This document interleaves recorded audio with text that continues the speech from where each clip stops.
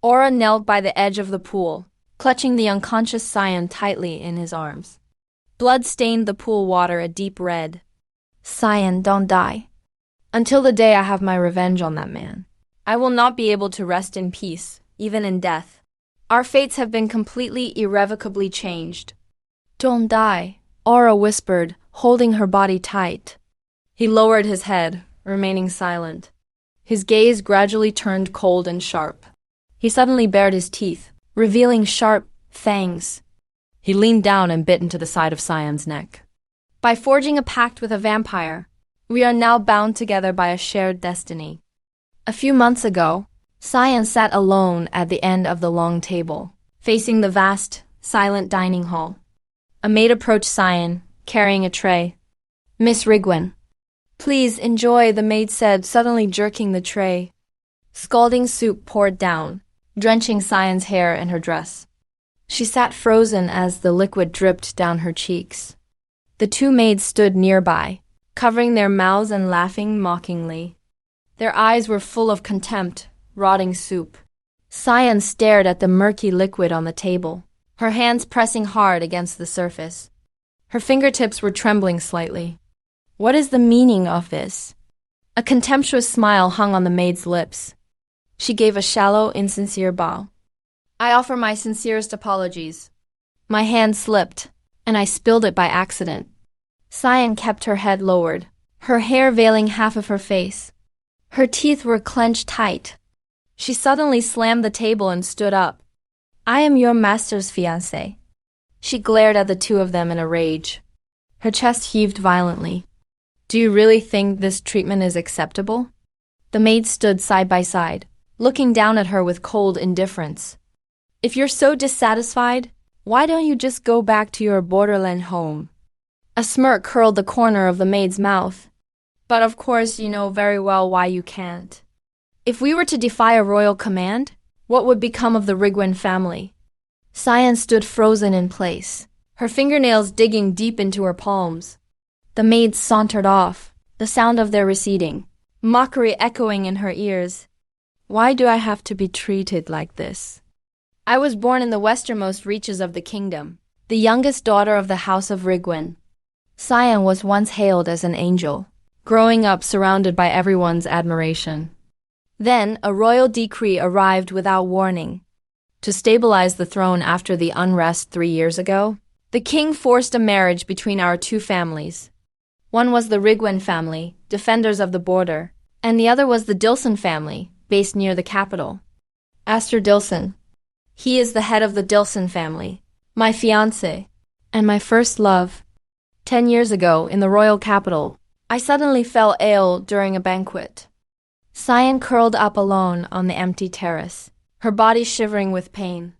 Aster approached her slowly, offering his hand with a smile. I looked up, gazing into those gentle eyes. I truly believed then that this man was my destiny. When I heard that my royal betrothal was to Aster, I felt a happiness I'd never known before. Cyan clutched the letter tightly, her cheeks flushing a deep red, her eyes full of anticipation. Our reunion after 10 years was finally at hand. My heart wouldn't stop pounding. The carriage slowed to a stop before the Dilson estate. Cyan pulled back the curtain, looking out at the grand mansion, unable to hide the smile on her face. But the reality that awaited me was something else entirely. Lugging her heavy suitcases, Cyan stood alone before the cold iron gates. A maid walked ahead without a word, leading her through the dark, oppressive hallways.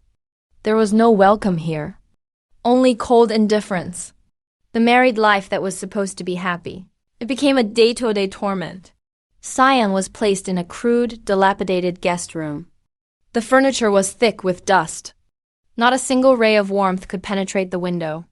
The bath is ready. Please come this way.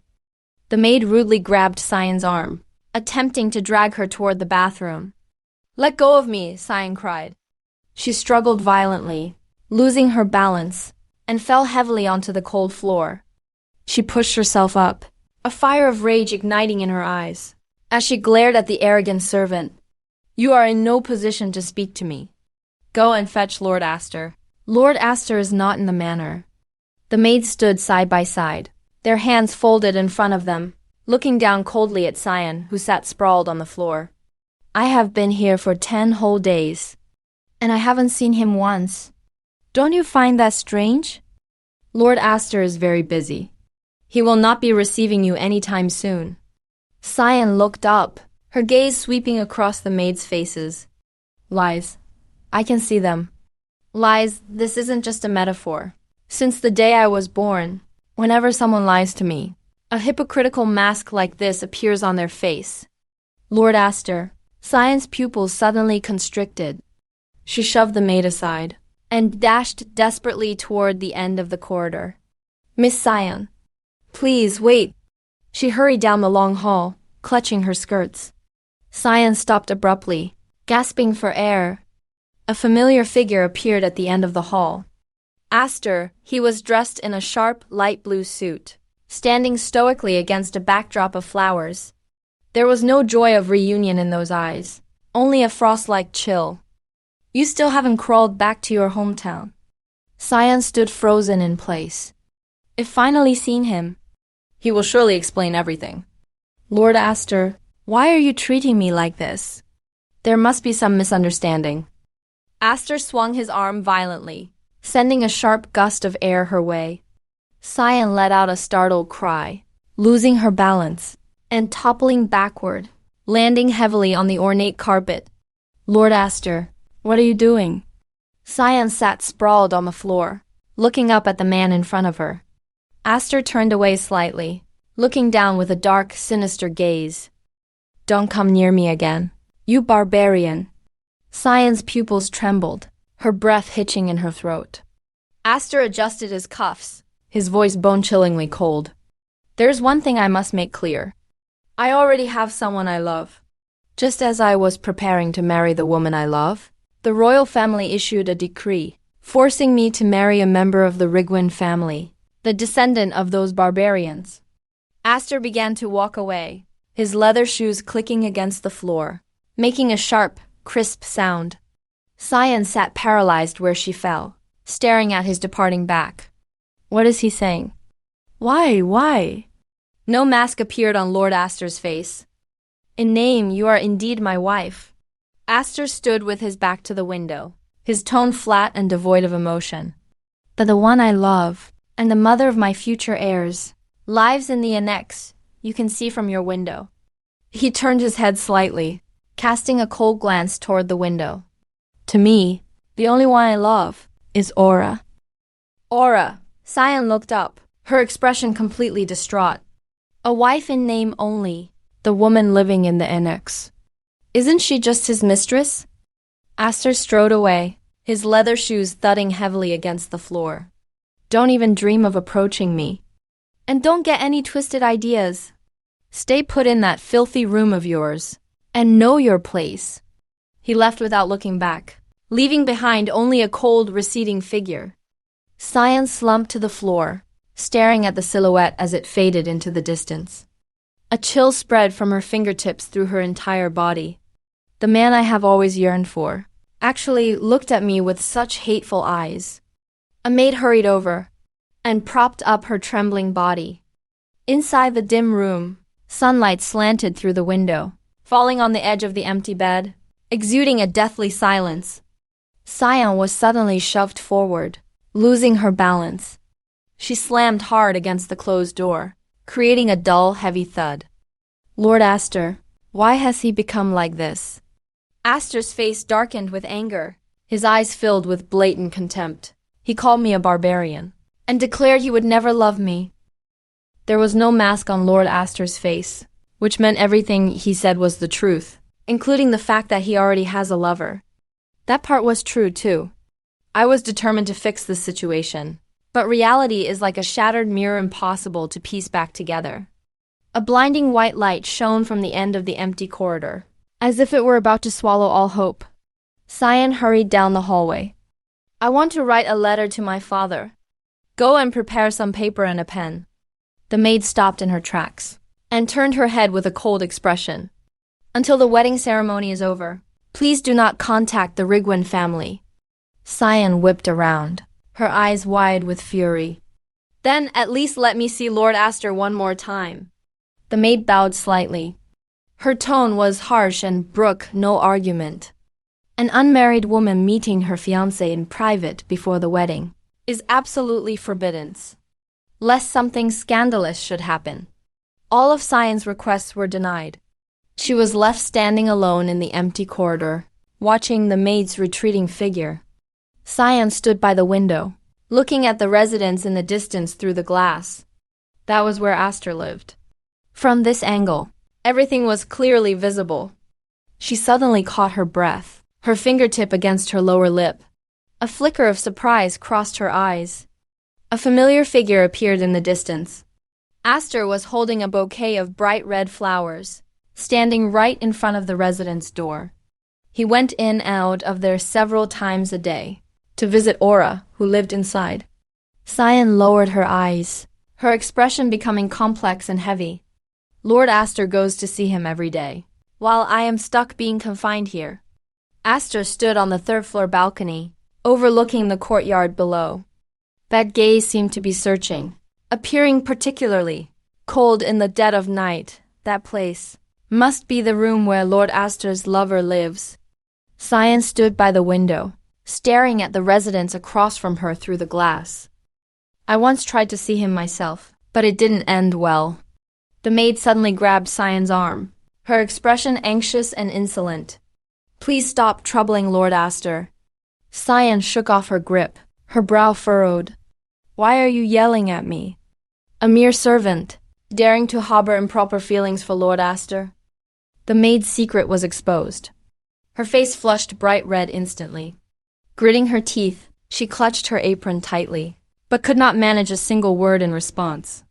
Cyan coldly withdrew her gaze, no longer caring about the commotion behind her. She turned to look out the window. Aster still stood at the edge of the balcony, his hands resting on the railing, quietly gazing into the distance. Aster's expression was cold and stern, his gaze sweeping past the balcony's edge. Lord Aster. The balcony door was pushed open. Aster was tenderly attending to a woman at his side. Aura leaned close to Aster, the two of them speaking in low whispers, their manner intimate and natural. Cyan's eyes widened suddenly, her pupils shrinking in absolute shock. Her gaze was locked onto the scene. Aster was gazing at Aura with such tenderness, a smile on his face that Cyan had never seen before. Tears welled up in her eyes, and Cyan let out a desolate smile. I will never forgive you. How dare you make such a fool of me? Cyan clenched her fist tightly, her nails digging deep into her palms. Aster Dilson, I will have my revenge on that man. I'll never let him live in peace. Night fell. A dim yellow light glowed from the manor windows, feeling especially oppressive in the silent night. The entire building was submerged in a death-like slumber.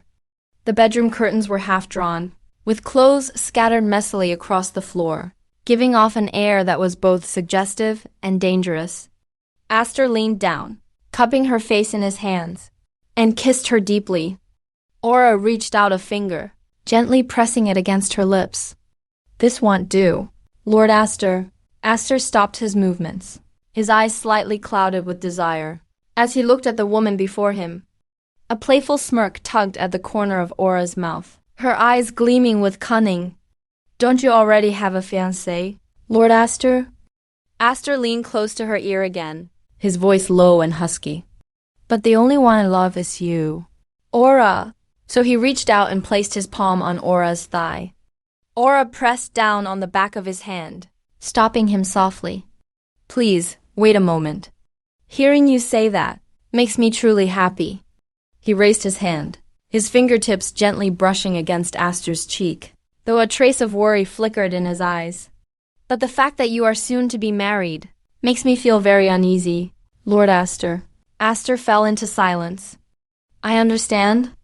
As if Aster had reached a final decision, his expression turned cold and grim.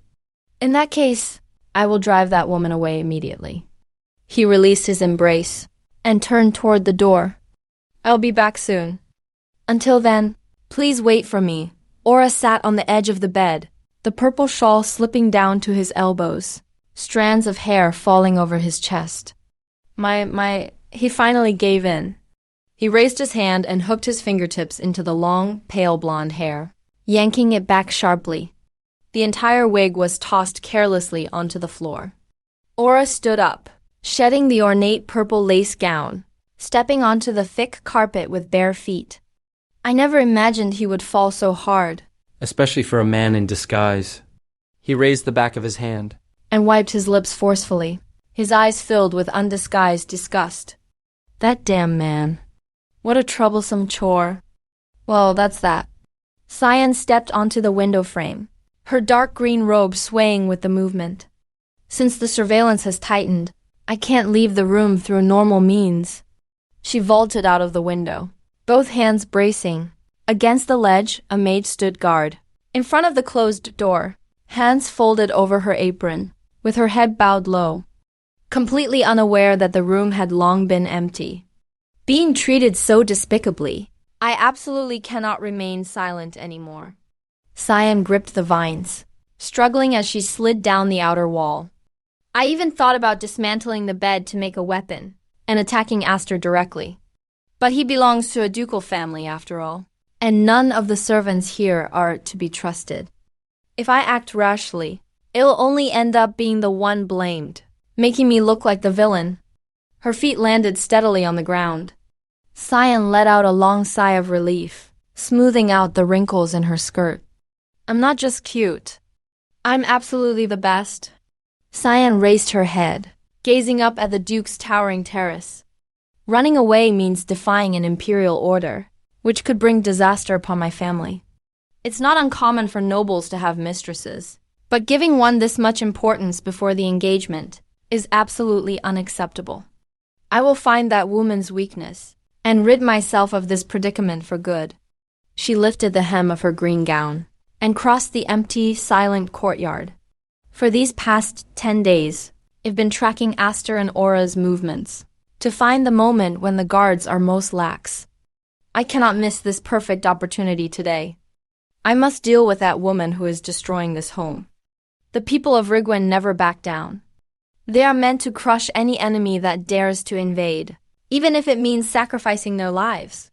That man who calls those who died for their country barbarians, I will make him pay. Just a little longer. Cyan clung to the edge of the terrace, her fingertips digging into the stone. Once I climb over, I can't leave. Aura looked down at the intruder, the purple lace dress looking cold in the moonlight. Shadows shrouded the upper half of his face. Cyan's eyes widened in horror. Her breath caught in her throat. Cold sweat trickled down her cheek. Her gaze met those deep eyes. Help! Her foot slipped. She lost her balance. She began to fall backward. Her fingertips clawed at the empty air in vain. A desperate cry escaped her. It couldn't be Cyan's body was falling. Her long hair tangled wildly in the wind. A hand suddenly shot out from the railing. It gripped her wrist with a firm, steady hold, halting her downward momentum. Aura! She looked up in shock. Her breathing was shallow and rapid. Her eyes were filled with disbelief. Yes, I am Aura. She steadied her footing. Her voice carried a faint tremor. More importantly, do you realize the situation you're in? Cyan suddenly snapped out of it. She braced her hands against the edge of the terrace. She climbed back over the railing. She gasped for air, panting heavily. Thank you, Cyan lowered her head. Her hands tightly clutched the fabric of her skirt. Her voice was barely a whisper. Say, you're Miss Cyan, aren't you?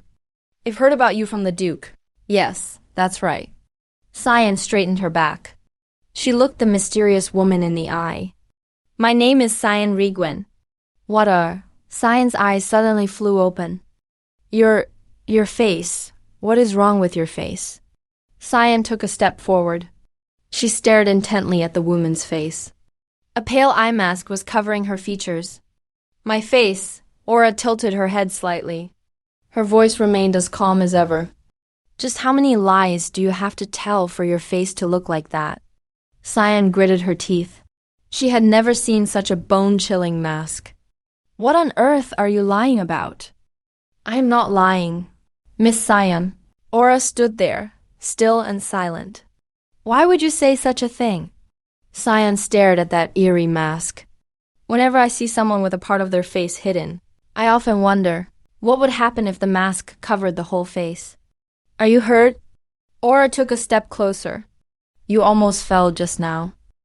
I'm worried. Ultimately, when you lie, a boundary is drawn as if by magic. This woman just pulled me up with one hand, yet she shows no sign of fatigue at all. Even her breathing hasn't faltered. Could it be that you're actually a man? Cyan looked up sharply, her eyes filled with suspicion and wariness. Stop the act. That kind of strength isn't something a woman should possess. That's not true. What's the matter, Miss Cyan? You see, I can see through lies. Cyan pressed closer, step by step. And you were just lying to me. A man masquerading as a woman. A mocking smirk curled at the corner of his mouth, his gaze cold with the confidence of one who has the upper hand. Hey, if the Duke heard your lie, what do you think he would think? Cyan took a step forward, her green leather shoes clicking sharply on the floor. The Duke might not believe my words, but as for the servants who hear the rumors, someone will always choose to believe them. At the very least, the seeds of doubt will have been sown. Depending on your next move, you might be able to hide it for now. But if the rumors spread among the servants, Cyan tilted her head, a triumphant smile on her lips. Sooner or later they will reach Aster's ears. He suddenly reached out, gripping her slender wrist tightly. His fingertips were tense from the force. Hey, Aura, for a mere mistress, you use the finest perfume in the capital. Cyan leaned close to his ear, her eyes scanning him with playful scrutiny. While I can only manage a hurried wash like a bird. It's strange, isn't it? You're the mistress, and I am the rightful wife. Right, Aura. Are you threatening me? Aura lowered his eyes, his long pale blonde hair veiling half of his face. A bead of cold sweat formed on his temple. Threatening you, my goodness. Of course not. This is an order, but it's not a difficult one. I have no intention of driving you away either. As long as you stay obedient, everything will be just fine. Aura, help me make Aster fall in love. Cyan leaned forward abruptly, pressing her hands onto his shoulders. Aura's body stiffened, his expression full of astonishment. I want revenge on that man? I will make him fall deeply in love with me, and then I will destroy him completely. Then I'll throw him away like trash. That was how it happened. Even with a royal engagement, I was still treated unfairly. Cyan sat before the vanity, her arms crossed over her chest, her expression full of resentment. It's almost like being treated like a criminal. Don't you think this is too much? What should I do? Aura lowered his eyes, his fingertips lightly stroking a strand of hair, lost in thought. Since I arrived at this manor, I haven't seen that man treat any woman properly. Though the royal family ordered that they must live together, don't worry. We will drive her out soon enough. If that commoner dares to marry in, we can handle her the same way. They intended to drive me out, not through official means, but with those despicable tricks. Cyan waved her arms in anger, pointing at the ornate furnishings around them. The room they gave me is like a storage closet. Yet you live in a room fit for a princess. So why do you want to make him fall in love? Aura tilted his head slightly, a hint of scrutiny in his gaze, as he watched the agitated girl before him. Because he was born into a ducal house. Cyan clenched her fist tightly. Even if I tried to resist, against a ducal family with such deep ties to the crown, I wouldn't stand a chance. It would only make me look pathetic. Even a formal protest would be in vain. She slumped back onto the sofa, her body trembling slightly with anger, her hair a bit disheveled. Aura stood silently by, watching Cyan's back, his eyes deep and tinged with a faint melancholy. I don't want them to think I'm some coward who went crawling back to the border. Since this is a royal decree, this marriage is absolute. So I'm going to make him fall in love with me, toy with him completely, and then dump him. By the time he falls for me, I'll have long since lost any feeling for him. It'll make him exhaust himself in futile efforts. It's the retribution he deserves. It'll make him regret it. Regret ever daring to look down on my people. Cyan raised her clenched fist, declaring her intent with fervor. Aster Dilson. Aura lowered his eyes, his pale blonde hair veiling one side of his face, his expression cold and brooding. That man has become quite a nuisance lately. At first, everything was simple. He was satisfied just by looking at me. But recently, Hayes begun to crave my body. Every time it happens, I find some excuse to avoid him. But it's becoming increasingly difficult to refuse him. At this rate, my true gender will be discovered sooner or later. I've only come this far. For the sake of the mission I must fulfill. I absolutely cannot be exposed. This woman's ability to see through lies, since she's already guessed my true identity, she might actually be someone worth trusting. I might be able to use her. Then it's a deal. What should I do? Aura sat poised on the seat surrounded by flowers. His light brown hair fell over the shoulders of his lace dress. A faint melancholy lingered in his eyes. Then let me live with you for the time being. Cyan folded her arms across her chest. A triumphant smile played on her lips. We'll even bathe together. I never want to use that dilapidated bathroom again. She recalled that crude bathtub, her expression instantly filling with resentment. That place is absolute torture. I understand. Aura lowered his eyes slightly.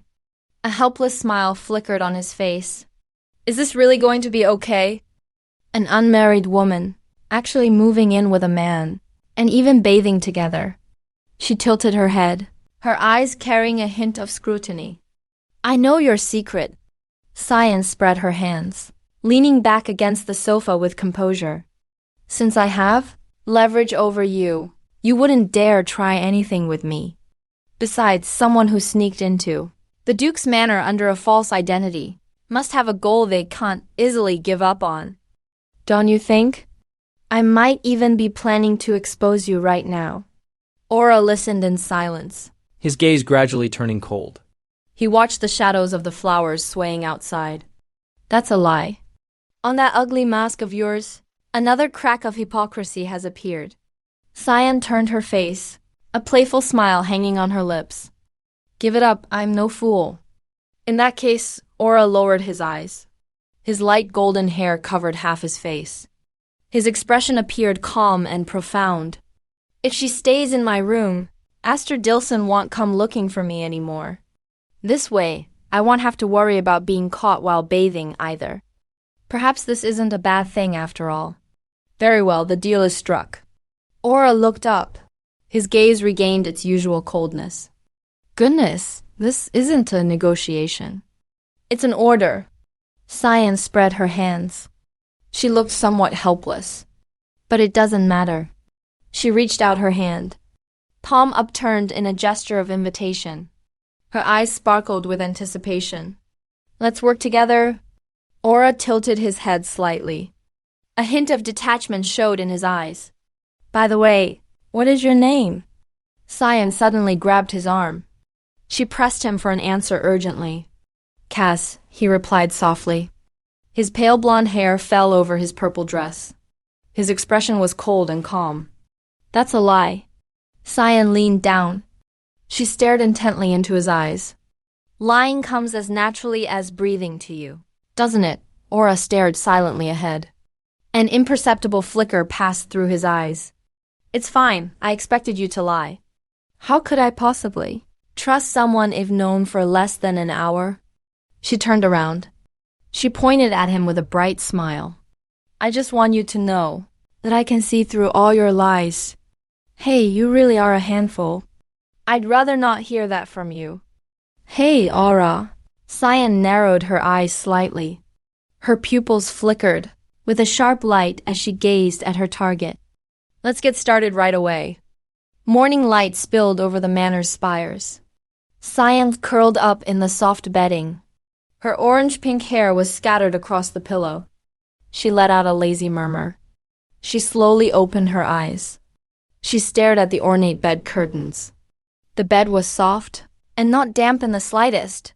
Surprisingly, she felt no pain in her back at all. Cyan rolled over suddenly. Her gaze fell on the pillow beside her. Her expression froze instantly. "Good morning," heavy footsteps echoed in the hallway. Aster kicked the door open. "Aura, where are you?" "Aura, are you alright? Aster gritted his teeth. Fury burned in his eyes. "How dare you barge into Aura's bedroom dressed like that? Who do you think you are? You're nothing but a fiancé. How dare you insult my honor like this?" He swung his arm in a rage, pointing at the figure on the bed. "Get off Aura's bed this instant." Aura raised his hand, his fingertips gently brushing through Cyan's long hair. "Lord Aster, please stop. This person has done nothing wrong." He reached out his arm, pulling Cyan's shoulder into a tight embrace. Aster frowned deeply, staring at the scene before him. "I was looking out from the balcony just now, and saw Miss Cyan alone in that dark room. So, I took it upon myself to invite her over. Lord Aster, I would like to speak with Miss Cyan." Aura lowered his gaze slightly, his voice tinged with a plea. "Could you allow us to be alone for a while?" But Aster looked troubled, his expression hesitant. "I want to have breakfast with her, just the two of us." "What?" Aster's eyes widened, his face full of disbelief. "Until now, I've mostly spent my time talking to men in taverns. Now I wish to talk to another woman." "Lord Aster." "Please," Aura gazed at Aster, his eyes full of supplication. "Fine, since you're so insistent, I'll arrange it." Aster let out a helpless sigh. To clear the room, Aster turned around abruptly and pointed his finger forward. He issued a warning with a cold expression. "If you dare touch a single hair on Aura's head, I promise you, you will never set foot in the borderlands again. The Dilsum family has deep ties to the crown. If I so desire, I can turn you barbarians into ashes at any moment. The fate of your people rests entirely on your behavior. Keep that in mind." Aster spat out one last threat, turned toward the door, and slammed it shut. Cyan stood silently where she was, watching his departing figure. "You saw that look on his face, didn't you?" She turned her head sharply, waving her fist in indignation. "Does a normal person threaten someone by holding their people's lives hostage? Though, in a way, he's actually quite honest." "What?" Cyan whipped her head around. "Are you actually taking his side?" "It's not that." Aura lowered his eyes slightly. "Hey, what do you think of him?" "I think it's just a matter of whether Hei's wearing a mask or not." "Right, yes. Even while he was insulting me, that was his true self." Cyan grit her teeth, her eyes burning with rage. "Or should I say, you're pretty quick on your feet." Me, Aura turned around, looking at the young girl. "My stories. The doctors, my family, my father, my mother, and my siblings. Not a single one of them would believe me. Isn't this just a daily habit for you?" Aura tilted his head slightly, looking at Cyan. "A skill like climbing walls. Isn't something you master overnight, is it?" Cyan froze, looking a bit awkward. Seriously, the corner of Aura's mouth curled up, revealing a playful, knowing smile. "I was only joking." They probably just didn't want to believe it. They didn't want to admit that their own child possessed supernatural powers. "Is that what you think?" Cyan sat amidst the bedding, looking up at that deep purple silhouette from behind. "Yes," Aura said, walking to the window, gazing at the world outside the glass. "Families usually cherish their children, though there are always exceptions." Cyan froze in place, staring at Aura's profile. She fell into a brief silence. Oh, she suddenly snapped out of it. She looked a bit flustered. Could I borrow some clothes?" Cyan clutched her green nightgown, speaking with a hint of embarrassment. "Go ahead," Aura said, reaching out, pointing to one side. "The dresses are all in that wardrobe." "Thank you. My clothes back there are covered in dust. They haven't been washed yet." Aura pushed open the heavy cabinet doors. A bright smile spread across his face. "My goodness, how are there so many dresses? The wardrobe is practically bursting." He spread his arms wide. marveling at the dazzling array of magnificent gowns. Pick whichever one you like. Speaking of which, how do you usually get dressed? Aura stopped what he was doing, turning his head to ask curiously. I'm not used to others touching me, so I didn't let Aster assign any maids to me. Aura stood by the window, explaining in a calm tone. I see. So that's why these dresses are all designed to be put on without any help. Could you look toward the balcony for a moment? I want to get changed. We'll be bathing together in the future anyway. Are you really being shy now? Changing in front of someone else. Wouldn't that make a proper young lady feel quite embarrassed? She can climb from the first floor to the third with her bare hands. This girl really isn't right in the head. I'll borrow this one. By the way, Aura, are you free tomorrow? Why do you ask? Aura turned back, looking slightly puzzled. Isn't it obvious? We're going to visit the Royal Capitol Library. The carriage sped down the tree-lined avenue. The wheels rolled over the crossroads, making a dull rumbling sound. Finally, it came to a slow, steady halt. The coachman jumped down from his seat and pulled open the door. He bowed slightly. Miss Aura thanked him, taking his hand, and stepped firmly onto the ground. Two guards stood side by side. Their expressions were solemn as they stared straight ahead. Aura turned her head slightly. Her golden eyes looked down. After you, Miss Cyan. The guard looked stern and called out a reminder. Miss Aura. Cyan closed her eyes. Her expression was calm. She reached out a hand to her side. Thank you, Aura. As expected of the Royal Capitol, this library is truly massive. Aura looked around. Where do you want to go? Let me check the directory. Cyan quickly ran to the directory board, her fingertips tracing the dense text. Found it. I want to go here. Aura followed her gaze. Her expression seemed a bit hesitant. Inside the main hall, it was crowded with people. Children were weaving through the bookshelves. A librarian was sitting on a bench, reading a picture book to the children gathered around. Aura watched the scene, lost in thought. The children's reading section. Cyan was clutching a few books. Come on, Aura. Hurry up and sit down. Aura nodded gently. Pulling out a chair, I sit down. A uniformed guard approaches Cyan, placing both hands on the table. His expression appears somewhat anxious. I can't focus on reading at all. I bet you're the same. Aura lowers his eyes slightly, a faint smile playing on his lips. Could you please wait a moment? The guard captain lowers his voice, his tone respectful but firm. I will stand guard over there. If anything happens, Cyan hurriedly waves her hands, defending herself with a flushed face. I won't do anything. Inside the library, rows of bookshelves stand tall. Several guards patrol in the distance. Cyan's gaze turns sharp. This is why I'm holding my weapon right now. I will learn what is in fashion, build connections with other ducal families, and have them expose the injustice of my situation. Aura sits quietly, watching Cyan beside him. She truly is a strange woman. To think she can sit down so naturally. Most people flee in terror the moment they see me. No, she is certainly no ordinary woman. This is a story about vampires and love. A long time ago, there was a vampire who fell in love with a human. The librarian turns the pages of the book, recounting the tale to the children gathered around.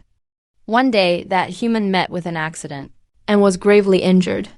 To save them, the grieving vampire sealed a covenant known as the blood contract. Aura withdraws his gaze. He asks softly, have you looked outside yet? Cyan snaps out of her thoughts. She rubs her cheeks sheepishly. There are young ladies in similar dresses everywhere. It seems we'll need some time. Miss Cyan, do you believe such creatures exist? Cyan is momentarily taken aback. Such creatures? You mean vampires? Aura nodded slightly. Yes, Cyan lowered her gaze. I think they must exist. After all, everything in existence has a reason. So there must be a reason for the existence of vampires as well. Aura stared at the girl beside him, his eyes full of scrutiny. Cyan lowered her eyelids slightly. He was my first love. A flicker of bewilderment crossed Aura's face. Wait, Cyan looked down at her hands. Her fingertips tightly gripped her skirt. That was a handkerchief I embroidered with my own hands. I had even given it to him. Aura's eyes widened suddenly, his pupils trembling slightly. He looked on in disbelief. The embroidered handkerchief you gave to Aster? Cyan closed her eyes and nodded gently. Yes, it had a goldfinch embroidered on it. At a banquet held in the royal capital, I suddenly began to feel unwell. He was the one who looked after me. That's why I gave him the handkerchief. Writing a thank you letter would have taken too long, so I practically forced it upon him. Aura's expression became complicated. That handkerchief, if used it. Cyan snapped her head up, her eyes wide. What? He asked me if I was the girl who gave him the handkerchief all those years ago. Since he seemed to treasure it so much, I told him I was. Cyan stood up abruptly, bracing her hands against the table. Her eyes were filled with shock. That was a royal banquet. How did you manage to sneak in? Aura lowered his gaze slightly, his expression calm. I said my parents were tailors, and that I'd dressed up just for a chance to see the prince. Cyan's eyes widened in disbelief, her voice trembling with agitation. He actually believed that? He actually fell for a story like that. Aura closed his eyes. Yes, he replied softly. Cyan held her forehead, letting out a long sigh. She slumped back into her chair. Aura watched her, his tone carrying a hint of consolation. In truth, he really does care about you. Cyan snapped her head up, her expression turning resolute. Regardless of the reason, he is a man who mocks and intimidates you. That is enough. A man who harasses his fiancée, simply because he claims to love someone else, has no place in my life. I'll forgive you for claiming my handkerchief. Aura froze in place, a flicker of surprise in his eyes. Cyan leaned forward, her expression full of intensity. It doesn't matter even if you say you embroidered it yourself, because the effort I put into that goldfinch was certainly no lie. Aura turned his head, gazing at the girl beside him. His eyes held a hint of bewilderment. Miss Cyan. A pale mask appeared. Cyan looked serious, her gaze fixed firmly ahead. Break time is over. We need to get back to observing the gowns on the capital streets. Aura leaned forward slightly. He asked softly, May I help as well? Cyan gave a gentle smile, of course. You're free right now, aren't you? Besides, you were just listening to my stories anyway. My eyes are so tired. All I want right now is a bath. Cyan walked down the empty corridor, her steps feeling a bit heavy. That's true. But I enjoyed going out with you today. Miss Cyan. Oh. Ross stopped in his tracks, staring at the gap in the door. There was a white letter wedged inside. What's this? She reached out, her fingertips plucking the letter. Is it a letter? Cyan leans in closer. Her eyes shine with curiosity. It says it's a dinner invitation. Aura tears open the envelope and scans the handwriting on the paper. Inviting you, me and Lord Aster, the three of us, to deepen our friendship. He reads the reason in the letter under his breath. A flicker of doubt passes through his eyes. It also says he wants to apologize for his previous rudeness. The date is set for 5 days from now in the evening. This smells like a total trap. Cyan crosses her arms. Her tone is sharp with unconcealed vigilance. Indeed it does. What should we do? Cyan stares at the letter in her hand. A playful smirk curls on her lips. Then let's accept the challenge. Now let the strategy meeting begin. Cyan raises her right hand high, proclaiming loudly with a spirited expression. Aura sits on the edge of the bed, arms crossed, watching the energetic girl before him with a look of resignation. He lets out a long sigh. First of all, a quick question. Don't you plan on reading those books you borrowed? Aura turns his head. His gaze falls on the neatly stacked books on the table. These look like leisurely tales written personally, by nobles themselves. Aura gazes at the stacked books. His eyes scan the ornate covers. It had to be these specific books. Aura rests his cheek on his hand. A hint of helplessness shows in his eyes. You claimed you borrowed them for yourself, but now you won't even look at them. Aura lets out a long sigh. It seems when it's time to return them, it'll be dragged along with you again. Aura, are you even listening to me? Cyan leans toward the mirror. She stares seriously at her brooding companion. I'll explain from the very beginning. That man's goal is... Cyan turned her head slightly, her tone becoming low and composed. He plans to announce that Hay is taking not only me to the ball, but you as well. Furthermore, he intends to have you wear an expensive gown. It's obvious. He wants to use this to humiliate me yet again. I see. Aura pressed a fingertip against his lower lip, lowering his gaze thoughtfully. That certainly sounds like something he would do. That's why I intend to wear a proper gown to that ball. I will wear an elegant dress that is truly fitting. I'm going to make him realize his place, while making him fall completely for my charms. Look, this is the result of my observations today. She held out a thick notebook to Aura. This is a memorandum, summarizing all the latest fashion trends. That's quite impressive. Aura took the notebook and leafed through it carefully. The contents are organized very clearly. Naturally. Cyan lifted her chin slightly, her expression one of pride. So, Aura said, closing the notebook, with a sharp snap. Do you want me to custom make a gown for you? No, I'm going to borrow one, and then I'll modify it myself. You have sewing tools here, don't you? She looked around the room, her eyes full of expectation. Right under that table. Aura pointed toward the corner. I'll be borrowing them then. Cyan walked quickly to the table, bent down and pulled out a heavy toolbox. You actually have both right-handed and left-handed scissors?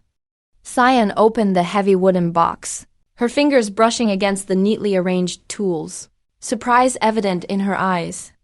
Yes, when it comes to using blades, I'm accustomed to using my left hand, Aura explained nonchalantly, though I can use my right just as well. Neither Aster nor the servants seem to have noticed. It's true, if you hadn't brought it up yourself, I wouldn't have noticed it at all. I'd like to borrow this dark blue dress. Would that be all right? He took a heavy gown down from the rack. However, once I start modifying it, I'm afraid it can't be restored to its original state. That's fine, do with it as you please. Can you actually sew? He watched as Cyan skillfully spread out the fabric, a hint of curiosity in his voice. Of course. I never allow for any flaws in my appearance. Cyan shook out the hem of the dress with a sharp snap, her gaze turning sharp and focused. And that includes the clothes I'm wearing. That's why I made a point to learn tailoring. She lowered her head and began to carefully take measurements.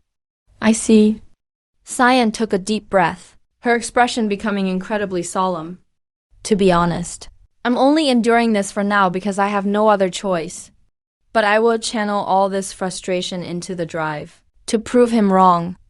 Cyan suddenly looked up, the fire of defiance burning in her eyes. I refuse to let myself, and all of this while I'm still indebted to others. I wouldn't be able to rest in peace otherwise. I'm going to turn this into my victory. Aura watched the girl in silence, a flicker of complex emotion passing through his eyes. So I plan to finish the alterations before the banquet starts. Cyan bowed her head, refocusing her attention on the garment in her hands. Wait, isn't this for the royal ball? Aura tilted his head slightly, his tone tinged with confusion. Exactly, because this is just too infuriating. Cyan worked the needle and thread, her movements becoming brisk and forceful. I won't have that man mocking me for having no gown to wear, only for me to stand there like some pathetic wretch with nothing to her name. And you call this a strategy meeting? Aura watched Cyan's busy silhouette from behind and let out a weary sigh. That sounds more like a strategic manifesto. But Aura half closed his eyes, his gaze deep and cold. I have my own objectives as well, which must be achieved at that ball. To make that happen, I need you to distract that man, Cyan. Listen, Cyan, Aura called out softly. What is it? Cyan paused her movements and turned back in confusion. Shall I teach you how to seduce Aster? Aura leaned close to her ear, a playful smirk on his lips. Where did this come from all of a sudden? Cyan froze where she sat, looking somewhat flustered. While I will likely be attending that ball, Aura straightened up and spread his hands. His expression became composed and elegant. But to be perfectly blunt, Aster will be an obstacle to my goals. So, I need your help. Of course, no problem. Cyan lowered her head again, her silver needle weaving through the fabric. But you don't mind if I keep sewing, do you? Not at all, Aura turned around. It's not as if this requires physical labor. Oh, good. Thanks first. Aura gripped the back of the chair and sat down gracefully. Given that man's tastes, your current way of speaking is far too energetic. What do you mean? Cyan stopped her work and looked back, puzzled. You need to speak with a softer, breathier voice. Aura tilted his head slightly, half closing his eyes, as if intoxicated by fine wine or someone's embrace. Exactly like that. I believe the way you were in the garden as a child would be absolutely perfect. But if that's what attracts him, doesn't that just make him a pervert? Cyan frowned, a flicker of disgust in her eyes. Well, if you must put it that way, then yes. Aura gave a non-committal shrug. The point is, you need to act more suggestively. That man likes submissive women, so this should be easy for you. Aura leaned in close to Cyan, his voice low and alluring. So, I just need to mimic how you usually act. Pretty much. I see. Cyan lowered her head, her fingertips lightly stroking her chin, as she fell into thought. Good evening, Lord Aster. Cyan tilted her head slightly, her fingertips grazing her shoulder, her gaze hazy and soft. I'd really like to go for a walk with you. Lord Aster, you're simply wonderful. You're a fast learner. Aura watched the girl before him, a satisfied smile on his lips. See, there's nothing I can do. Cyan put her hands on her hips, looking quite proud of herself. Practice a bit more, and you'll become an excellent liar. Aura teased softly, a playful glint in his eyes. You always have a double meaning, don't you? Cyan glanced at him sideways, her expression one of mild exasperation. 5 days later, night shrouded the grand manor. Lights flickered behind the windows. The heavy doors were slowly pushed open, letting out a soft sound. A foot in a white leather shoe stepped firmly onto the ornate carpet. Aster adjusted his tie, a gentle smile on his face. He had arrived. Aura bowed her head slightly, her eyes carrying their usual melancholy and poise. She was dressed in a pure white off-this-holder gown. Beside her, Cyan looked solemn, her salmon pink hair falling over her shoulders. She wore the purple plaid gown she had sewn herself, staring straight ahead with a determined gaze. Inside the spacious dining room, the long table was already set with exquisite dinnerware. Thank you very much for the invitation today. Cyan gave her skirt a slight lift and performed a graceful curtsy. Her expression was elegant and poised. Sit. Aster sat tall at the head of the table. His tone was flat and composed. Cyan took the seat on the right. Aura took the seat on the left. So you're facing me just like that. Cyan and Aura sat side by side. They shared a quick smile. They looked intimate and natural together. Aster's brow furrowed slightly. A flicker of doubt appeared in his eyes. Wait, this isn't right. He stood up suddenly, bracing his hands on the table. He looked somewhat irritable. My dominant hand is my right, and Cyan's is her left. Cyan turned her head. A playful smirk touched her lips as she looked at the man across from her. If we sat that way, our elbows would keep bumping into each other. Right, Aura. Yes, my dominant hand is indeed my left. Aura gave a small nod. He looked perfectly innocent. Chi Aster sat back down. He let out a sharp, displeased click of his tongue. That was my strategy. Cyan lowered her eyes. She stared at the soup that had been served beforehand. If the food was served before we even arrived, Then mine has likely been tampered with. Now, let me see. Aster looked a bit ill at ease. Just as I thought, judging by his reaction. My intuition was correct. Is there a problem? Aster leaned forward. A trace of panic flickered in his eyes. Of course not. Hey, take Aura's bowl away. Replace it. Aster turned his head. He hurriedly barked the order to the servant behind him. As you wish, the servant replied with a bow, and quickly cleared the plates. Oh, is there something wrong with Aura's food? Cyan tilted her head, her gaze sharp and inquisitive. It's nothing, Aster said, sitting back down, avoiding her eyes. It's just that the food you were eating had already gone cold. By the way, there's something I must tell you both. In 5 days, there will be a grand banquet. Aster sat tall at the head of the table, his expression cold. It's a celebration hosted by the imperial family. Normally I would go alone. But even though Cyan is only my fiancé in name, this is, after all, an engagement decreed by the emperor. So I must take her with me. However, Cyan has always lived on the border, and is completely clueless about capital etiquette. I'm not sure if she even understands the rules of high society. Sorry, Aura. Could you go along to look after her? Of course I can. To be able to go with Aura to the banquet, I'm truly delighted. Cyan raised her hand and touched her chest, her expression appearing exceptionally radiant. Her eyes shone with unmistakable joy. Aster's brow furrowed, filled with confusion and doubt, as he watched this unexpected reaction. Yes, Miss Cyan. I am also honored. Aura bowed his head slightly, a gentle smile playing on his lips. There's one more thing. Aster rested his chin on his hand, his brow deeply furrowed. Aura's gown is already being tailored. But Cyan, since you arrived so suddenly due to the imperial decree, I haven't had the chance to prepare a dress for you. He spread his hands, looking somewhat dismissive. It's far too late to call a tailor now. A cold, mocking smile tugged at the corner of Aster's mouth. Aura, although it's asking a bit much of you, but could you lend a gown to Cyan? Of course I can. Lord Aster. Aura tilted his head slightly, his expression submissive and soft. Attending a banquet with both his fiancé and his mistress.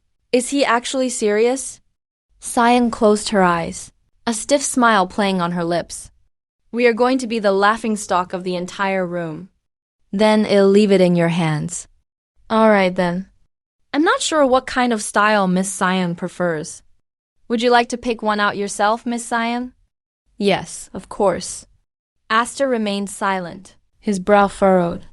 Cyan closed her eyes, a serene smile resting on her lips.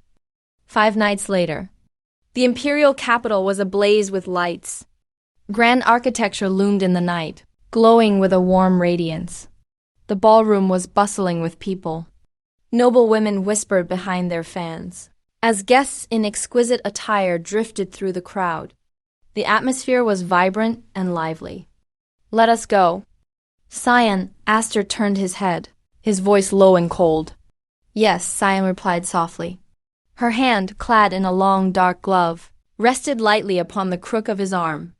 She followed his lead and stepped forward. She lifted her ornate skirt, her feet in blue high heels, stepping steadily into the hall, where light and shadow intertwined. Cyan wore a deep blue off-this-holder evening gown, with a magnificent jewel necklace gracing her neck. Her gaze was cold yet noble, as she made her elegant entrance under the watchful eyes of the crowd. Aster escorted Cyan, walking into the hall amidst the stares of the guests. Silva followed quietly behind the two of them, looking composed and calm. Look at that young lady. Is she the one destined to be the next Duchess of Dilson? Her gown is absolutely stunning. Cyan closed her eyes. A faint smile played on her lips. It seems my prediction was spot on. The fashion trends are exactly as I expected. The red hem of her skirt trailed across the floor, making a soft rustling sound. Cyan came to a halt, a flicker of solemnity in her eyes. Duchess Malvada wore a white eye mask and a magnificent gown of red and black. She is the wife of Duke Malvata. Make sure you aren't disrespectful to her. Aster leaned in close to Cyan, whispering the warning in her ear. Duchess Malvata, even living on the border. I've heard that name before. A mask covering the eyes. At this ball, it's actually rarer to see someone without a mask. Cyan closed her eyes, a polite smile fixed on her lips. It has been a long time. Duke Dilson. Aster gave a slight bow. Duchess Malvata. It has indeed been quite a while. What a stunning gown. Seeing you, I felt the same thrill I did when I first met my husband. You look absolutely exquisite in that outfit. Duke Dilson is truly fortunate to have such a perfect bride. Aster let out a few dry chuckles. What an interesting thing to say. A hint of scrutiny entered Cyan's eyes. It sounds as if she already knows about the Mistress haze keeping on the side. May I borrow your future wife for a moment? Duchess Malvata unfurled her red folding fan, concealing half of her face. I'd like to have a private word with her. She tilted her head slightly. Beneath the black lace choker on her neck, a bite mark was faintly visible. Cyan's eyes flew open. Staring at the mark, her expression turned to one of shock. Of course. Aster released her arm. My fiancé still needs to adjust to the capital. I look forward to your guidance. Standing beside a mistress at a time like this is truly a poor move. Even if this engagement was ordered by the king himself, it is bound to be a disaster. Duchess Malvata held a red folding fan, a hint of pity in her tone. Cyan lowered her head slightly, her expression looking somewhat forlorn. You are right. But it is the king's command. If we view this wedding as a way to quell the nation's turmoil. Cyan looked up, her gaze becoming firm and sharp. Then, as a descendant of the Rigwins, the defenders of this land, I am more than happy to be of service. Duchess Malvata stopped her movements, staring at the young girl before her. I thought you were just an unfortunate little girl. It seems I was wrong. That was an excellent performance. Cyan curtsied slightly. Thank you very much for the compliment. Duchess Malvata turned to the side. Actually, my husband was also present at the meeting that decided your engagement.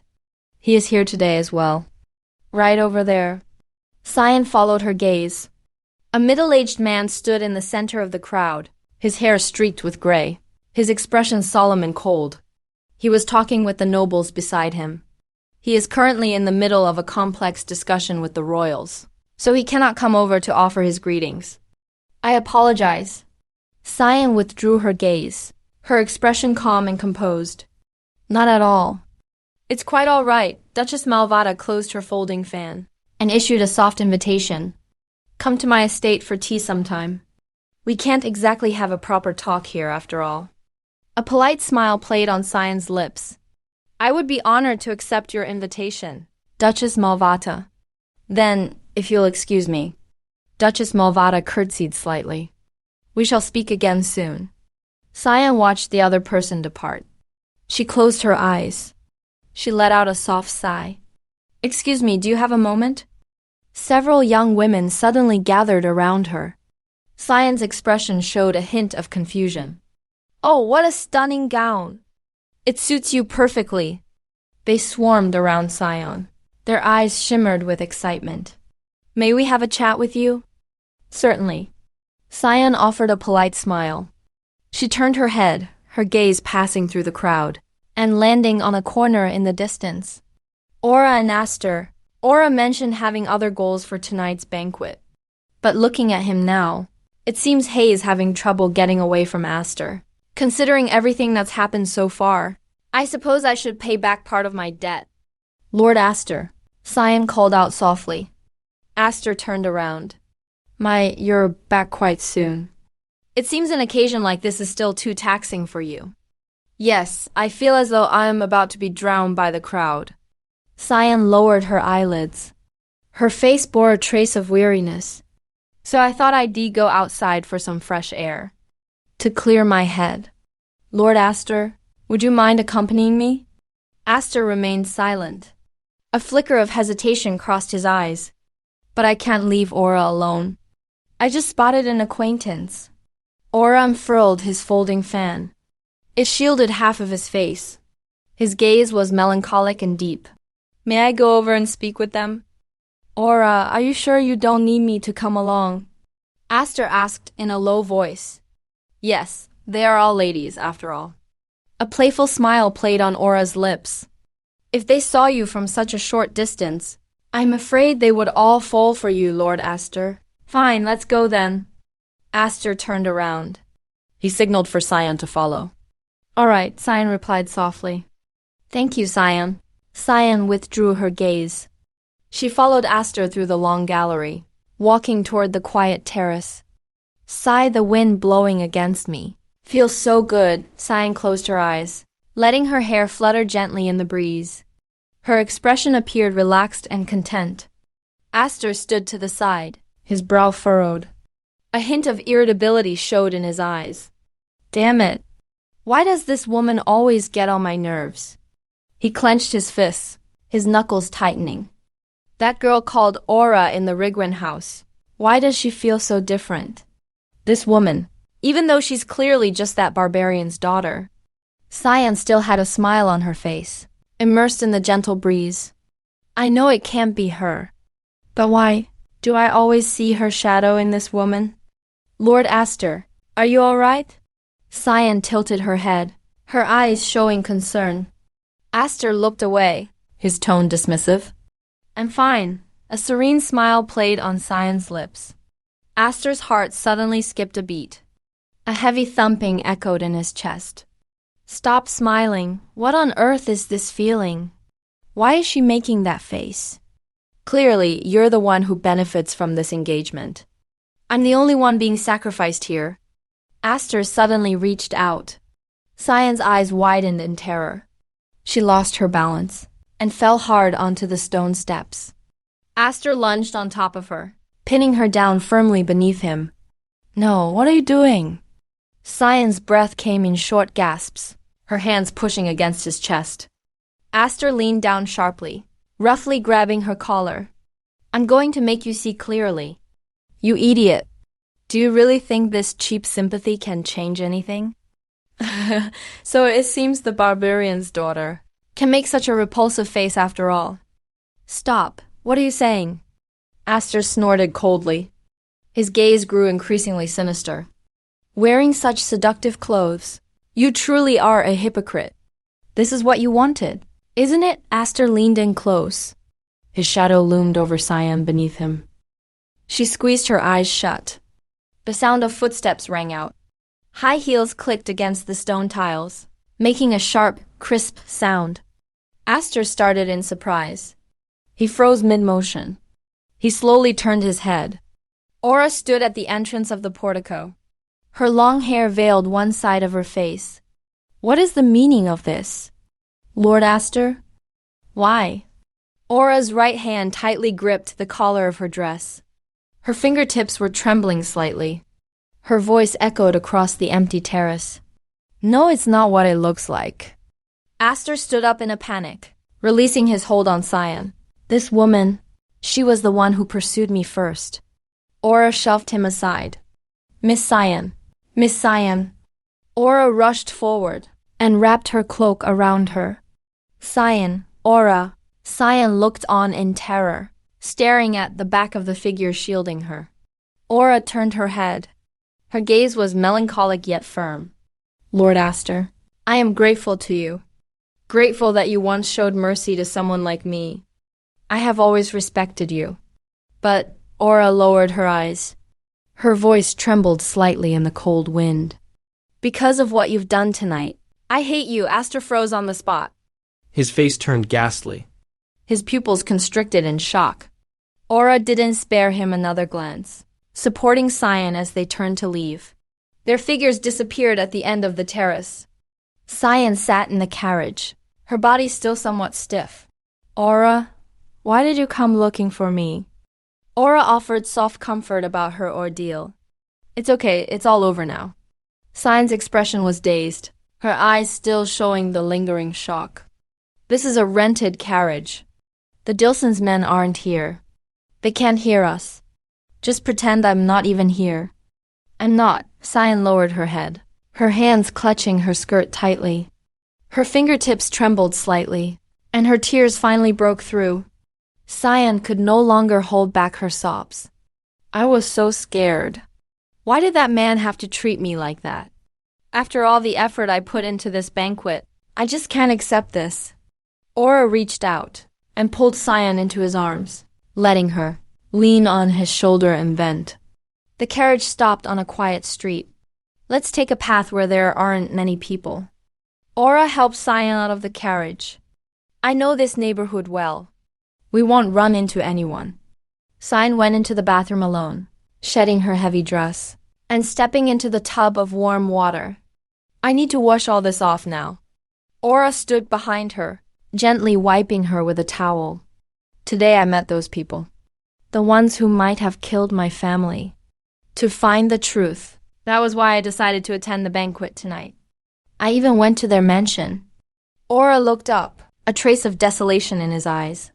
I approached them, and I spoke with them for a long time, but I came away with nothing. It seems we'll have to infiltrate the interior of the manor after all.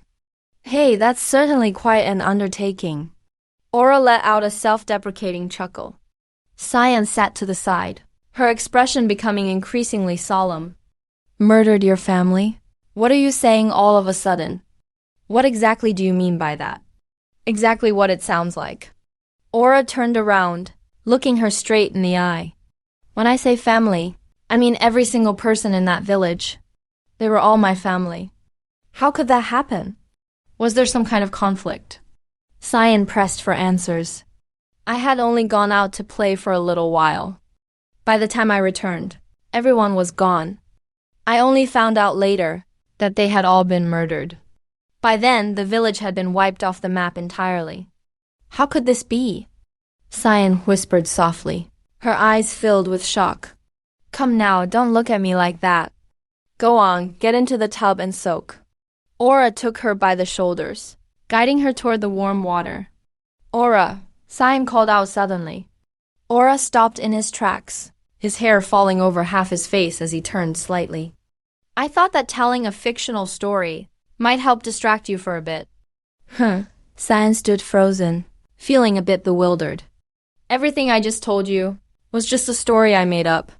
So please don't be sad anymore. Don't make such a sorrowful face. Aura turned his head, his smile blurring in the rising steam. The eyes beneath the mask stared coldly at Aura. What kind of expression are you making right now? Even if I could see your face, what could I possibly say to you? Cyan looked down, adjusting her bathrobe, her hands tightly clutching the fabric over her heart. The night was deep. The manor looked exceptionally still under the moonlight. A sharp shattering sound echoed from the wine cellar. Glass shards flew in every direction. Purple liquid pooled across the floor. Damn it, Aster roared in fury. It's all because of that woman, that things turned out this way. I will never forgive her. I can never forgive this. Aster gritted his teeth, eyes burning with the fire of humiliation. The candlelight flickered, casting a distorted silhouette against the wall. But in that situation, I was the attacker. No, I don't need to feel guilty.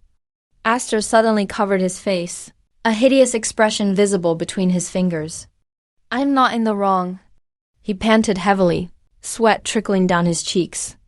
That was a necessary punishment. Lord Aster, please calm down. You'll hurt yourself. Stop. The maid rushed forward in terror, trying to snatch the wine bottle from his hand. This woman, Cyan's maid, if she hadn't let Cyan out of the storage room, none of this would have happened. Aster swung his arm violently, shoving the maid hard onto the ground. In that case, you will take the place of the wine. Soothe me properly. Cyan, Aster whispered under his breath. His eyes were bloodshot. No, you're mistaken. I'm not Miss Cyan. The maid struggled desperately. Stop struggling. Aura, Aster suddenly pounced on her, pinning her down onto the cold floor. Lord Aster, please snap out of it. I beg of you, the maid pleaded in despair, her voice echoing through the empty wine cellar. The maid's eyes widened suddenly. She let out a blood-curdling scream. Lord Astor's hand reached out in desperation toward the void. The scream was swallowed by a deathly silence. The manor stood silently in the dark of night. Cold moonlight bathed the heavy iron gates. The white manor stood tall under a clear sky. Petals drifted across the terrace with the breeze. Deep within the garden, Cyan stood by the edge of the pond. She suddenly swung her arm, throwing a stone with all her might. The stone skipped across the water's surface, creating a series of crisp ripples. She turned around excitedly. I did it! That's a new record. Did you see that? Aura sat quietly behind her. Yes, Miss Cyan. Cyan's smile faded, and her expression grew forlorn. Aura watched her profile, a trace of melancholy in his eyes. 20 days had passed since the night of the banquet. Since that night, Astor had been avoiding the two of them. He seemed buried in his work, as if suppressing some kind of urge. Cyan strolled through the garden, a light smile playing on her lips. On the surface, she had returned to her old self. But since that night, she had never again worn a coal-colored dress. It was all because of that man. Astor can still be of use to my goals. That thought had never changed. But every time I see him, I just want to kill him.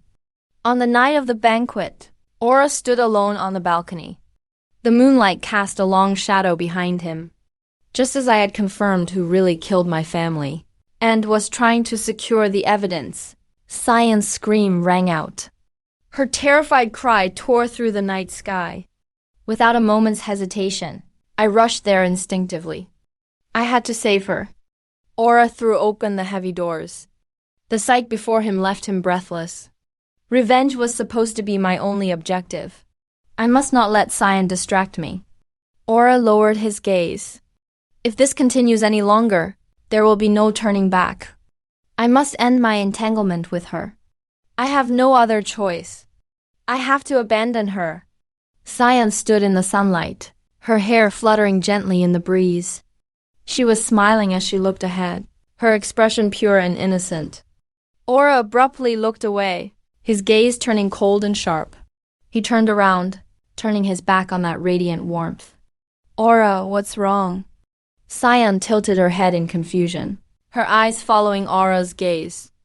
It's nothing, I'm just going to stay by the gate for a bit. If someone comes in, I'll be back immediately. Aura turned his head slightly, a faint smile on his lips. Aura stopped in his tracks, watching her as she walked away. Outside the black iron gates, a figure in a dark cloak stood silently.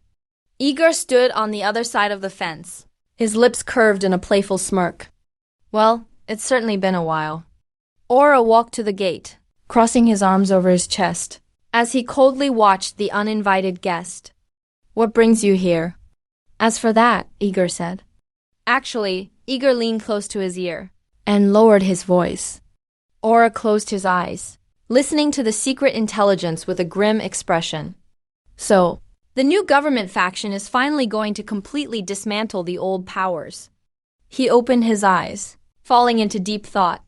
Yes, I'm afraid it's only a matter of time. In that case, this marriage is utterly meaningless. Is that not so? Igor was slightly taken aback, his eyes flickering beneath his winter hat. Go tell Darius that the Rigwin girl indeed has great potential. Tell him. Action must be taken before the Dilson wedding is over. If it were a relative of Darius, I could feel at ease handing her over. Although the Rigwins are merely mortals, they possess a formidable power. Even though she is the youngest daughter, the Rigwin blood still flows within her. Igor rested his chin on his hand. A playful smirk tugged at his lips. It's truly a waste for her to remain in this house. Shut your filthy mouth. Aura cut him off sharply. Is that all the nonsense you have to say? Yes. Please forgive my rudeness. Igor bowed deeply. He then turned and left. His cloak snapped sharply in the wind. Introducing her to Darius, maybe I really did go too far. Aura stood alone behind the door. An imperceptible flicker of unease crossed his eyes. Regardless, I should get back to Cyan. Aura began to walk. His skirt trailed across the floor with a soft rustle.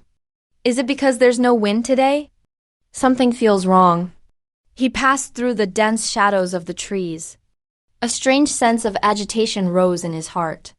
Cyan. He stopped by the pool, breathless. Where did she go? The water's surface suddenly rippled violently. Cyan's eyes snapped open. Her pupils constricted in shock. Miss Cyan. He didn't hesitate for a second. He plunged into the freezing water. Aura struggled through the water. Long hair spread out like seaweed. Damn it, these clothes are in the way. He tore off the dress and the wig. The water's surface suddenly erupted. Aura burst from the pool, bare-chested. His arms were locked tightly around the drowning girl. Cyan. Aura dragged her onto the bank. Cyan was deathly pale. Her soaked white dress clung to her cold body. Blood trickled steadily from her temple, staining the stone tiles by the pool red. With a wound like this, she must have been attacked. Even if a doctor were called now, I'm afraid it's already. Cyan. Don't die, please, don't die. Before you get your revenge on that man, you absolutely cannot die like this. Isn't that right? So, please, I beg you, don't die. The pool water flowed quietly. Aura knelt on the bank, cradling that gradually chilling body. I'm sorry, he whispered softly, a pair of sharp fangs appearing between his lips. Aura leaned down, trembling as he approached the pulsing pulse. He suddenly opened his mouth, fangs piercing the skin, sinking deep into the girl's neck. Cyan lay quietly on the ornate bed, her hands folded over her stomach, eyes tightly shut. Her breathing was steady and deep. Her fingertips twitched slightly against the silk sheets. She slowly opened her eyes, her consciousness gradually peeling away from the chaos. What? The world has never been so clear. It was as if the outlines and colors of everything had been redrawn. I can even see the dust motes floating in the air. What is happening to me? Are you awake? A gentle inquiry came from the doorway. Aura. Aura's expression was filled with unmistakable concern. That's right, I remember now. After saying goodbye to Aura by the spring, Cyan lowered her gaze, memories flooding back into her mind like a tide. I sensed a strange presence behind me and whipped my head around. I was struck hard on the head, and then I fell into the spring. Right, Cyan reached up to touch her forehead, trying to piece together her fragmented memories. Yes, and then you died. Aura replied calmly, his tone completely devoid of emotion. Cyan snapped her head up. That isn't a very funny joke. She looked at Aura, who was sitting by the bed. The lines on the mask, they hadn't increased. Aura, you saved me. Didn't you? Cyan asked, seeking desperate confirmation. I wish I could say I had, but I didn't make it in time. Aura hung his head, his voice heavy with a sense of helplessness. By the time I returned, Cyan, you were no longer breathing. So, I brought you back to the world of the living. You brought me back? But how? Cyan tilted her head slightly, her eyes clouded with confusion. Like a demon, you sold your soul. Aura's expression was grim, his voice low and heavy. Cyan froze in place, her breath hitching for a split second. What? Do you remember reading in the library? Those stories about vampires? Aura gazed at her. The same thing has happened to you. A person who is fatally injured in an accident is granted a contract called love by a grieving vampire. That human is then reborn as a vampire. So what you're saying is, you're a vampire? Cyan stared intently at him. And you brought me back through that contract? Yes, exactly. This kind of pact isn't much different from the descriptions in the Capital's picture books. Aura raised his hand and touched his chest. By consuming blood from near the heart, a vampire can turn a human into one of their own. But the terms of the contract go much further than that. He lowered his eyelids, his gaze becoming deep and cold. There is more. More. Cyan stood across from him, her expression becoming uneasy and restless. Once a human and a vampire enter into a contract, it can never be broken. They will no longer be able to drink the blood of others. They can only satisfy their thirst through each other's blood. If this rule is ever violated, both will be led to their destruction. Then that means, if I don't have your blood. Cyan's eyes flew open, her breathing becoming shallow and quick. I won't be able to stay alive? She asked with a trembling voice. Aura remained silent, a complex swirl of emotions in his eyes. Aura is a vampire. The scene on the terrace flashed through Cyan's mind. Back then, with only one hand, he had caught her as she fell. I had originally thought it was just the strength of a man. Thinking back on it now, everything finally makes sense. I'm no longer human, am I? Cyan tightly gripped the sheets beneath her. Her knuckles were white from the force of her grip. Cyan, Aura whispered her name, a trace of worry in his eyes. Aura tentatively reached out his hand, only to have another hand suddenly cover it. Cyan grasped his palm firmly. I've had enough of those pointless expectations. Cyan suddenly leaned in close to him, her bare feet stepping onto the sheets, her movements sharp and determined. So what if I'm a vampire? I don't care at all. Even if I'm no longer human, I won't change one bit. Besides, when facing a fiancé like that man, if I don't get some kind of supernatural power out of this bargain, it wouldn't be fair at all. None of this is my fault. Cyan raised a hand to her chest, her fingertips clutching the fabric of her nightgown. I was so miserable back then. I couldn't even bring myself to fight back. I thought I had lost everything. That man once told me that clothes like these were meant for seducing men. And so, I never dared to wear a dress like that to a banquet again.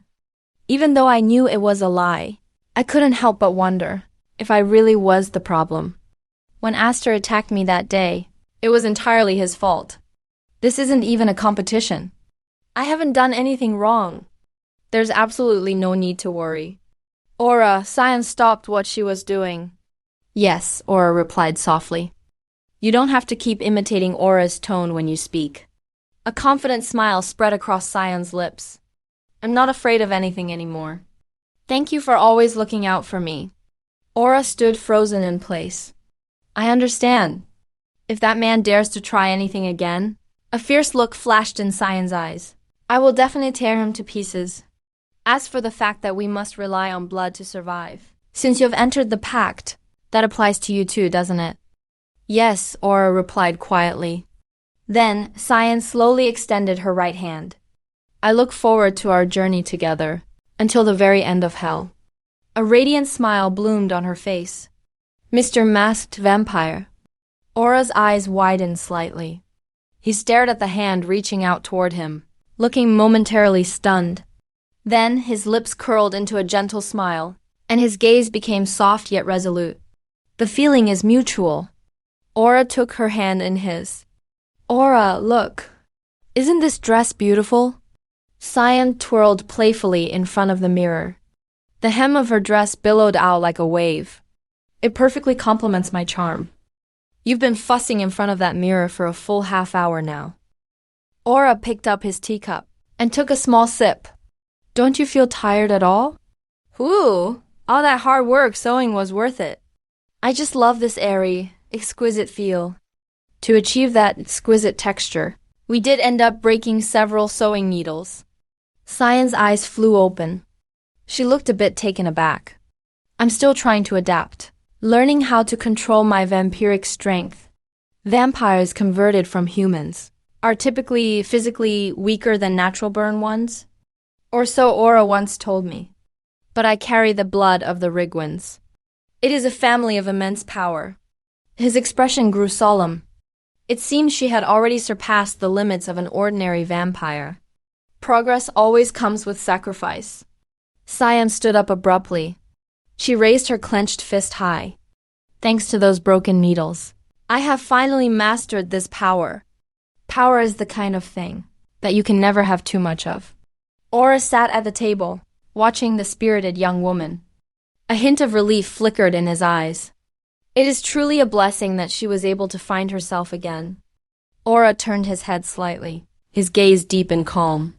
Following those events, I investigated the entire incident and discovered that the culprit was actually the maid who served Cyan. You're the one who attacked Miss Cyan, aren't you? Aura stared down the maid, his gaze cold and sharp. Under intense pressure, she finally confessed to everything. After the banquet, Aster had attacked this maid, leaving her battered and bruised. She admitted that this was her motive for betrayal. To think, she dared to strike a fiancé appointed by royal decree. Ordinarily, I should have handed her over to the knights. But the truth of Cyan's resurrection must never be revealed to the outside world. For now, we must remain hidden from everyone's sight. So I had her write a resignation letter, and then expelled her. I also had Igor keep a secret eye on her every move. The real trouble is that Aster is still walking free. Aura clenched his fists, his knuckles pressing against his dark gown. To make matters worse, after the maid left, it seemed that man began to regret his past actions. He is now looking for an opportunity to apologize. Even if his apology is sincere, there is no telling how Cyan will react. Aura lowered his eyes, his expression cold and melancholic. Even if the apology goes smoothly, what of it? The memory of those scars, and everything that was lost, can never be recovered. What's wrong, Aura? Cyan turned back. If you bite your lip any harder, it's going to bleed. You can see my face? Aura was startled.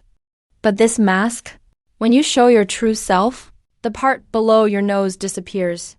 Cyan put her hands on her hips, her tone certain, though those childish scribbles are still there. I see. Aura raised his red-gloved hand, his fingertips lightly touching his lips, as he fell into thought. Oh no, we're going to be late. We have to leave right now, Cyan exclaimed. Is it already that time? Aura glanced at the clock. We're going to Duke Malvada's estate. Right, exactly. We promised at the banquet. Cyan lightly lifted her skirt. I was invited to a tea party. Didn't we just discuss this? She put her hands on her hips, puffing out her cheeks as she glared at Aura. About this dress. You didn't hear a single word, did you? Aura silently averted his gaze, at a loss for words. Then let me see you out. Cyan, thank you. Aura pushed open the heavy door.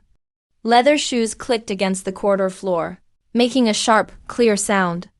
Cyan, Aura. An urgent call echoed from the end of the hallway. Could I have a moment of your time? Aster, dressed in a white suit, stood in the center of the corridor looking tense. Aura stepped aside, shielding Cyan firmly behind him. His gaze was cold and guarded. Thank you, but, fine. Cyan softly reassured her companion, slowly stepping out from behind him. Lord Aster, may I ask what brings you here? She stopped in her tracks, maintaining a polite yet distant space. Right now, I am preparing to leave for Duchess Malvada's estate. I'm afraid my time is very limited. I know, Aster looked up sharply, his expression looking somewhat anxious. I want to apologize to you. To apologize to both of you. His tone was sincere, even carrying a hint of humility. Could you please stay for just a moment? Cyan watched him silently, an enigmatic smile playing on her lips.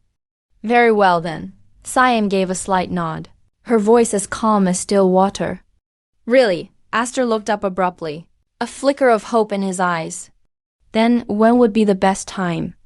The sooner the better. My schedule is already quite full. Social invitations are pouring in one after another.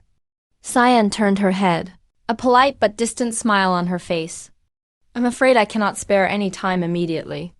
I expect this entire month will be quite difficult. I am truly sorry. Aster froze in his tracks, his face turning pale. A bead of cold sweat formed on his temple.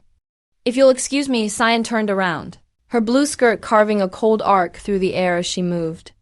Wait a moment. Aster took half a step forward, his hand reaching out and hanging in midair, yet he could only watch helplessly as she walked away. Miss Cyan. Aura followed closely, his steady footsteps echoing in the long corridor. The time between your feedings seems to be growing longer and longer. He leaned close to Cyan's ear, speaking in a hushed tone. Please be sure to remember this. Yes, I understand. Cyan responded softly, a flicker of determination in her eyes. Please take care. Aura raised his red-gloved hand, waving it gently in the air, with a polite smile still fixed on his face.